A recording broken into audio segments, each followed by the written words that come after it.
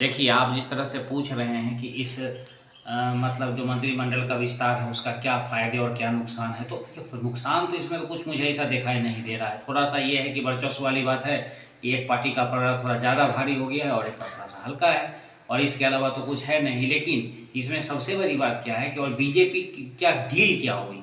तो डील इसमें मेन मुद्दा है कि डील किस बात की हुई है कि मंत्रिमंडल में एकाएक 7-7 मंत्री अगर बीजेपी के देखते 13 जदयू कोटे से 21 भाजपा कोटे से हो गए हैं। तो कुल मंत्रियों की संख्या जो है उनको देखिए तो 34 हो गई है, 34 हो गई है। तो ऐसी स्थिति में आप अगर देखेंगे तो सबसे महत्वपूर्ण विषय ये है कि नीतीश कुमार जितनी भी अब तक उन्होंने अपनी डिमांड भाजपा के सामने रखी, उसको स्वीकार किया गया। उसमें किसी प्रकार का उनकी कोई भी बात ऐसा नहीं है जो अनदेखी की गई है। एक आध मुद्दा छोड़ के, जैसे कि समय से पहले मध्यावधि चुनाव कराने की बात थी या कुछ और ऐसे एक आध मुद्दे हुए हैं, लेकिन सभी बात उनकी जो है मानी गई है। ऐसी स्थिति में एक और मुद्दा है कि अगर कि भाजपा जितनी भी मतलब इनकी जो सीट शेयरिंग की बात हुई कि जैसे झारखंड चुनाव था, तो झारखंड चुनाव में इन्होंने सीट की डिमांड किया तो इनको दिया गया।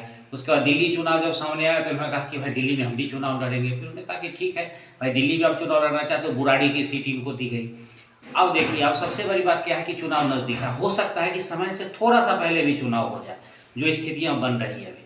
तो ऐसी स्थिति में नीतीश कुमार के स्वास्थ्य को लेकर के बहुत बड़ा मुद्दा बना हुआ है। विपक्ष हमेशा कि क्या ये मुख्यमंत्री बनेंगे, नहीं बनेंगे, भाजपा इनको बनाएगी या महाराष्ट्र का जो इतिहास दोहराया जाएगा, ये तमाम कयास लगाए जा रहे हैं। लेकिन नीतीश कुमार ने अभी जब प्रधानमंत्री की रैली हुई भागलपुर में, तो उन्होंने सीधा-सीधा कहा कि अब इधर-उधर नहीं करना है, साथ में रहेंगे और साथ मिल के काम करेंगे।